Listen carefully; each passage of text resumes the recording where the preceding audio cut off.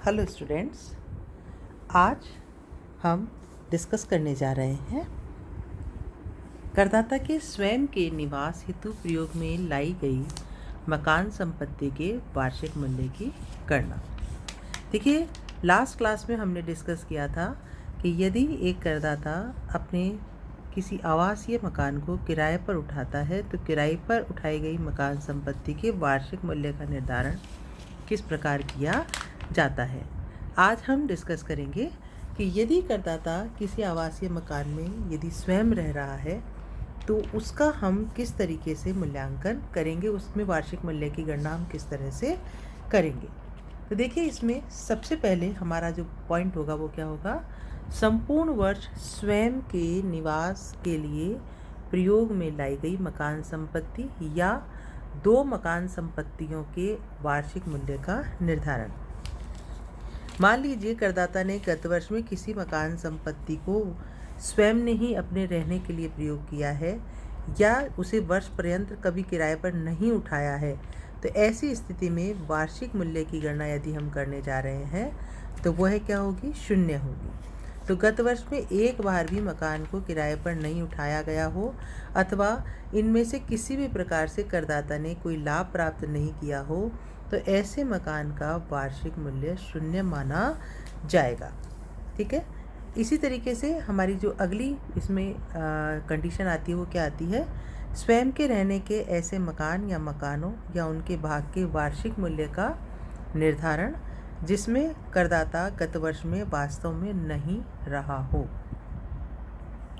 देखिए, यदि करदाता गत वर्ष में अपने किसी व्यवसाय के कारण, नौकरी के कारण ऐसे स्थान पर रहा है जो उसके आवासीय मकान से दूर है और वहाँ पर उसका कोई अन्य आवासीय मकान नहीं है, ऐसी स्थिति में उसने अपने यदि मकान को किराए पर नहीं उठाया है या वर्ष पर्यंत उससे किसी भी तरह का अन्य कोई लाभ प्राप्त नहीं किया है, तो ऐसे मकान का वार्षिक मूल्य भी शून्य माना जाएगा।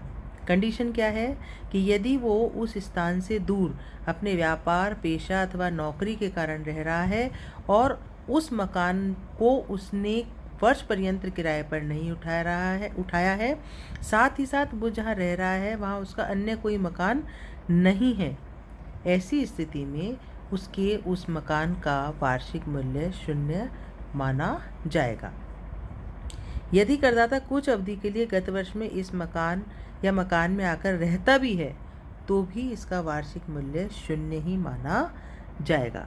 तो देखिए, स्वयं के आवास का मूल्यांकन जब हम करने जा रहे हैं तो दो परिस्थिति हमने देखी। पहली क्या कि संपूर्ण वर्ष स्वयं के निवास के लिए प्रयोग में लाई गई मकान संपत्ति या उसके दो मकान संपत्तियों का किसी भाग में यदि वो रहता है तो उसके वार्षिक मूल्य का निर्धारण यदि हम कर रहे हैं तो वर्ष पर्यंत वो यदि रह रहा है तो वार्षिक मूल्य शून्य माना जाएगा। और यदि कुछ समय के लिए, मान लीजिए इस मकान के किसी भाग को गत वर्ष के दौरान थोड़ी अवधि के लिए भी उसने किराए पर नहीं उठाया हो, ये एक कंडीशन है।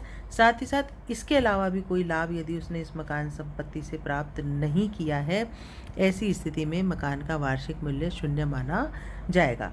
ये कब हुआ, जब वो रहा है अपने आवासीय मकान में।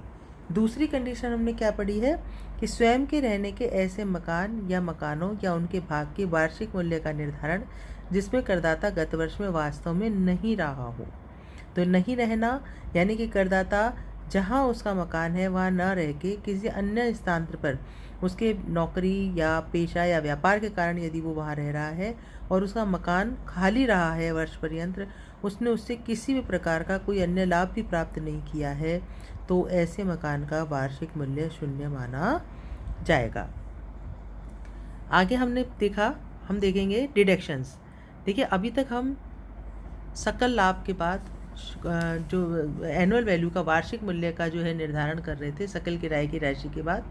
तो जब हम किसी भी मकान संपत्ति की एनुअल वैल्यू ज्ञात कर लेते हैं तो ऐसी स्थिति में उसमें से कौन कौन सी कटौतियाँ आयकर प्रावधान के अंतर्गत स्वीकृत की गई है वो हमें इस शीर्षक के अंतर्गत देखनी है।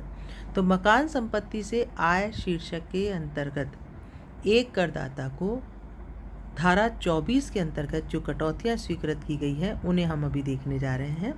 तो धारा 24 के अंतर्गत मकान संपत्ति से आय शीर्षक में वार्षिक मूल्य में से निम्नलिखित कटौतियाँ स्वीकृत की जाती है। पहली कटौती है मानक कटौती, प्रभाव कटौती या स्टैंडर्ड डिडक्शन जिसको हम कह सकते हैं।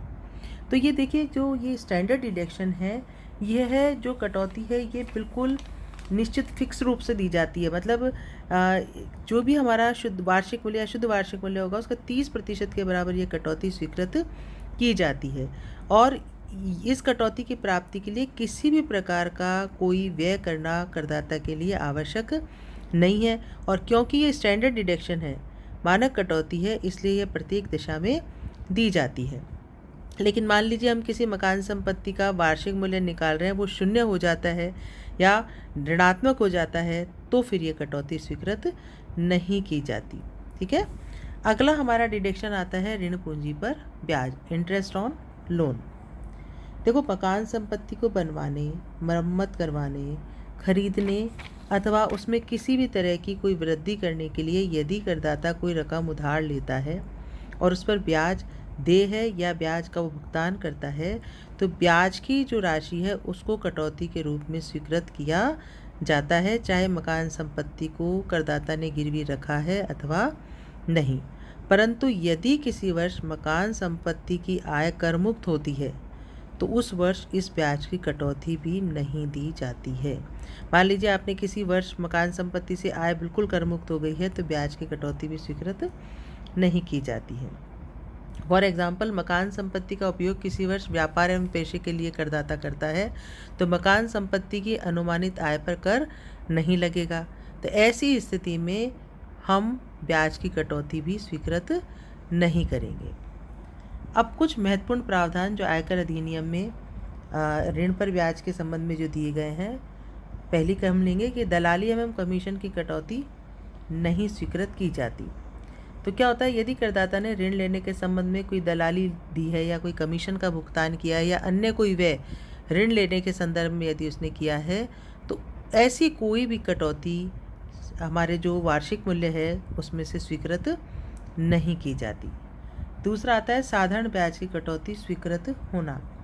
यदि करदाता ऐसे ऋण का ब्याज समय पर नहीं चुकाता और मान लीजिए उसको इस पर चक्रवर्ती ब्याज भी देना पड़ जाता है, तो हम चक्रवर्ती ब्याज की कटौती स्वीकृत नहीं करेंगे। केवल ऋण की राशि पर सामान्य दर से जो ब्याज की राशि निकलती है वही प्रतिवर्ष जब तक ऋण का भुगतान नहीं हो जाता स्वीकृत की जाती है। तीसरा आता है भारत के बाहर ब्याज का भुगतान। यदि करदाता ने ब्याज का भुगतान भारत के बाहर किया है तथा उसमें से उद्गम स्थल पर कर की कटौती नहीं की है, टीडीएस नहीं किया है, टैक्स डिटेक्टेड सोर्स नहीं किया है, एवं प्राप्तकर्ता का भारत में ऐसा कोई प्रतिनिधि भी नहीं है जिससे कर की राशि वसूल की जा सके, तो ऐसे ब्याज की कटौती नहीं दी जाएगी। ये बात आपको ध्यान रखनी है। एग्ज़ाम में कई बार इस तरह का एक एग्ज़ाम में जब हाउस प्रॉपर्टी का कोई हम क्वेश्चन करते हैं या इस तरह की कोई लाइन आ जाती है कि करदाता ने ऋण पर ब्याज का भुगतान भारत से बाहर किया है, तो आपको ये ध्यान देना है कि करदाता ने उस पर टीडीएस काटा है या नहीं, या जिसको ब्याज का भुगतान किया जा रहा है उसका कोई प्रतिनिधि भारत में है अथवा नहीं। यदि ऐसी दोनों बातें नहीं स्पष्ट की गई है तो आप करदाता को ब्याज की कटौती स्वीकृत नहीं करेंगे। अगला पॉइंट हमारा आता है मकान तैयार होने से पूर्व के ऋण पर ब्याज की कटौती। देखिए, ऋण तो ले लिया मकान बनाने के लिए और मकान बनने से पहले ही उस पर हमने भुगतान करना, उसके इंस्टॉलमेंट पर हमने ब्याज का भुगतान करना शुरू कर दिया, तो ऐसी स्थिति में उसका हम किस तरीके से ट्रीटमेंट करेंगे। तो यदि किसी मकान संपत्ति को क्रय करने के लिए अथवा मकान बनवाने के लिए कोई ऋण लिया गया है तथा इस ऋण पर मकान क्रय करने अथवा मकान बनकर तैयार होने वाले गत वर्ष के पहले की अवधि के लिए ब्याज का भुगतान किया गया है, तो ऐसे ब्याज की कटौती 5 समान किस्तों में 5 वर्षों में दी जाएगी। वापस समझ लीजिए, यदि मकान तैयार होने से पूर्व की अवधि के ब्याज की कटौती हम करदाता को दे रहे हैं, तो किस तरह देंगे? ब्याज की कटौती 5 समान किस्तों में 5 वर्षों में दी जाएगी। यह कटौती जिस गत वर्ष में मकान क्रय किया गया है अथवा बनवाया गया है उसी गत वर्ष से प्रारंभ हो जाएगी। और ये जो ब्याज है ये पूंजीगत ब्याज कहलाता है। ठीक है। यदि किसी मकान का निर्माण कार्य 31 मार्च को पूर्ण होता है तो उस दशा में भी निर्माण के पूर्व की अवधि का ब्याज पिछली 31 मार्च तक ही गिना जाता है और इस वर्ष का संपूर्ण ब्याज एक किश्त इसी वर्ष कटौती के योग्य हो जाता है। यानी कि इसे हम आयगत ब्याज मानते हुए इसी वर्ष से चालू कर देते हैं। अगला हमारा पॉइंट आता है पुराने ऋण के भुगतान हेतु लिए गए ऋण पर ब्याज की कटौती। यदि करदाता ने किसी पुराने ऋण के भुगतान करने के लिए अगर कोई नया ऋण लिया है तो नए ऋण पर ब्याज की कटौती भी इस शीर्षक में स्वीकृत की जाती है। अगला हमारा बिंदु आता है किराए पर उठाए गए मकानों के संबंध में ब्याज की कटौती की कोई सीमा नहीं होना। देखिए, किराए पर जो मकान संपत्ति उठाई गई है, यदि उस मकान को बनवाने के लिए या खरीदने के लिए कोई ऋण लिया गया है तो उस पर ब्याज की कटौती की अधिकतम सीमा पर कोई प्रतिबंध नहीं है, उसकी कोई लिमिट नहीं है। करदाता गत वर्ष में जितना ब्याज ऐसे मकान के ऋण के संबंध में चुकाता है वह पूर्णतया स्वीकृत होता है। अब आगे है यदि किराए पर उठाई गई मकान संपत्ति के वार्षिक मूल्य में से उपरोक्त कटौतियों को कम करने के बाद हानि होती है, अर्थात वार्षिक मूल्य धारा 24 में स्वीकृत कटौतियों से कम है तो यह हानि होती है तथा करदाता इसे उसी गत वर्ष में अन्य मकान संपत्ति की आय से समायोजित कर सकता है। इसके बाद भी यदि हानि शेष रहती है तो उसकी पूर्ति उस वर्ष वह अन्य किसी भी शीर्षक की आय से कर सकता है। देखिए क्या है, यदि मान लीजिए वार्षिक मूल्य की राशि धारा 24 में स्वीकृत जो राशियां हैं, जैसे मानक कटौती या ऋण पर ब्याज की राशि, उससे कम है तो करदाता को मकान संपत्ति से आय की जगह हानि होती है। ऐसी स्थिति में करदाता के पास गत वर्ष में दो विकल्प होते हैं। पहला विकल्प कि या तो वह इस हानि को दूसरी मकान संपत्ति की आय से समायोजित कर ले और यदि उसके बाद भी वह पूर्ण हानि को समायोजित नहीं कर पाता है तो उसी गत वर्ष में किसी अन्य शीर्षक की आय से भी वह इस हानि को समायोजित कर सकता है। अगली क्लास में मैं इसको आपको आगे और डिटेल रूप में बताऊंगी। आज के लिए इतना ही काफ़ी है। धन्यवाद।